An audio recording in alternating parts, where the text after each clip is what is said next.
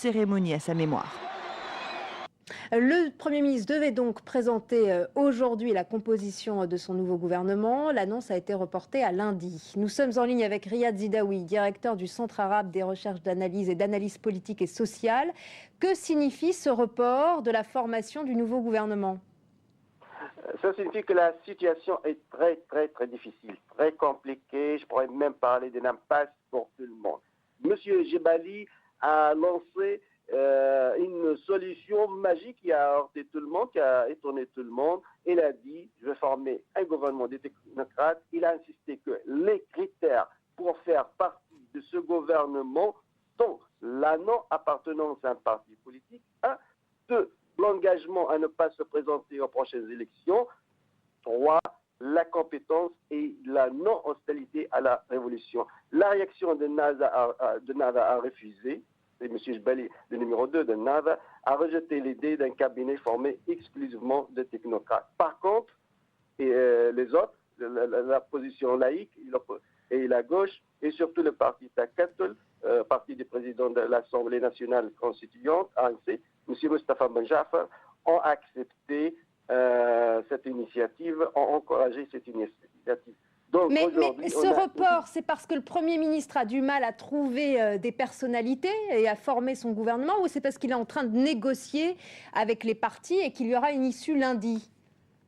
Et il est en train de négocier avec tous les partis, y compris son propre parti. Aujourd'hui, on parle d'une vraie division au sein d'Ennahda, surtout avec l'interview exclusive et explosive de M. Abdel Fattah Mourou, hier, avec le magazine Marianne, qui était vraiment très fort. Il a dit que Ghanouchi doit quitter Ennahda est dans le mauvais chemin.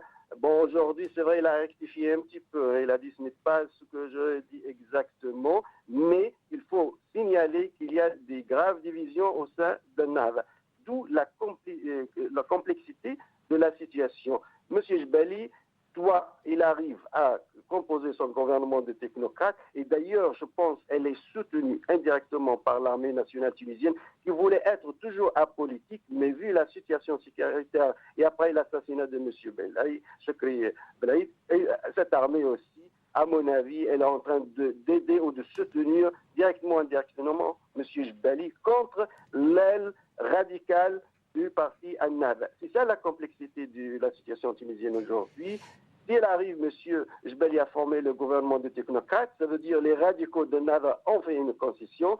S'il n'arrive pas à faire ce gouvernement, il doit démissionner, présenter sa démission, et M. Marzouki, le président de la République, doit appeler une autre personnalité, toujours d'Ennahda, afin de former un gouvernement.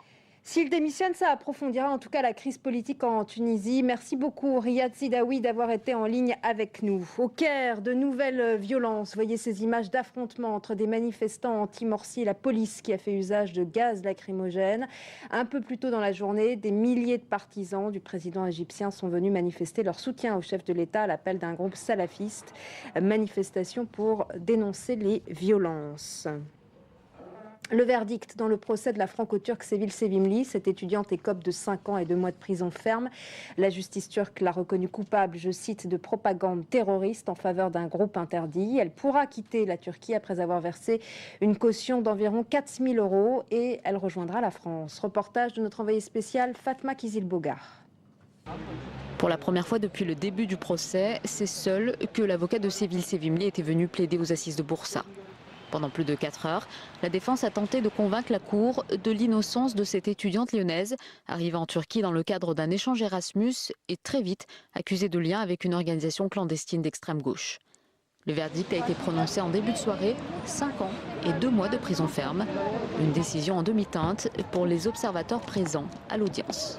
Je crois d'abord qu'il va falloir qu'on fasse le point sur toutes les conséquences de ce jugement, puisque à la fois il y a une condamnation et il faut que nous regardions ce que ça veut dire exactement. Et puis en même temps, le tribunal a décidé la levée de l'interdiction de sortie du territoire, ce qui évidemment est un fait positif.